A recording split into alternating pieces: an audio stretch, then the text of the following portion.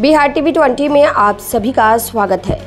इमारत शरिया पटना के आह्वान पर पटना के गांधी मैदान में रविवार 29 जून को वक्फ बचाओ संविधान बचाओ सम्मेलन का ऐतिहासिक आगाज हुआ, जिसमें राज्य भर से मुस्लिम समाज के लोगों के साथ साथ विभिन्न अन्य सभी समुदाय के लोग भी तहे दिल से शामिल हुए और केंद्र से राज्य तक की सत्ता पर काबिज भाजपा जदयू गठबंधन वाली एनडीए सरकार को एक स्वर से कोसा।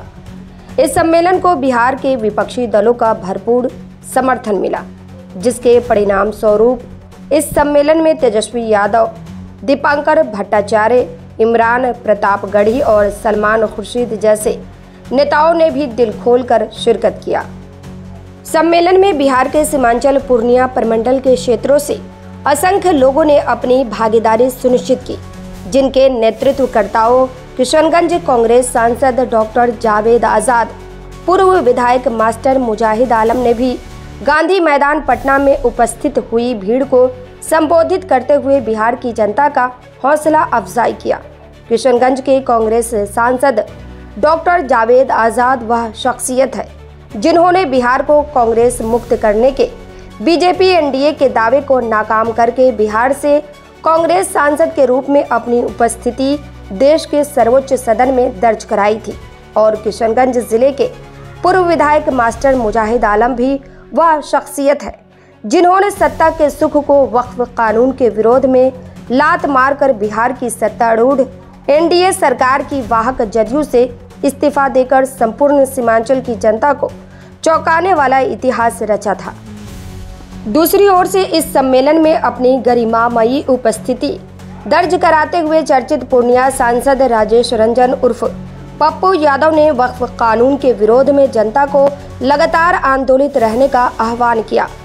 सीमांचल से अशोक विशाल के साथ पिंटू विकास की इस रिपोर्ट में देखिए और सुनिए कि किशनगंज के कांग्रेस सांसद डॉक्टर जावेद आजाद पटना के गांधी मैदान में वक्फ कानून के विरोध में उमड़े जन सैलाब के बीच क्या संदेश दे रहे हैं।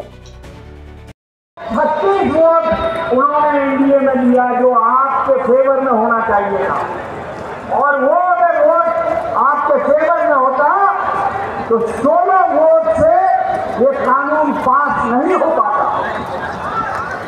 मैं एक ही और आपको बताना चाहता हूं, जो हमसे कमल ने भी बताया गया कि 232 वोट में सिर्फ 24 मुसलमान थे, लगभग 10 गुना जो गैर मुस्लिम थे उन्होंने आपका साथ दिया, अन्याय का खिलाफ किया, पुरजोर खिलाफ किया। मैं आपसे अपील करना चाहता हूं कि कानून के दायरे में जहां तक जाना होगा हम लोग जाएंगे।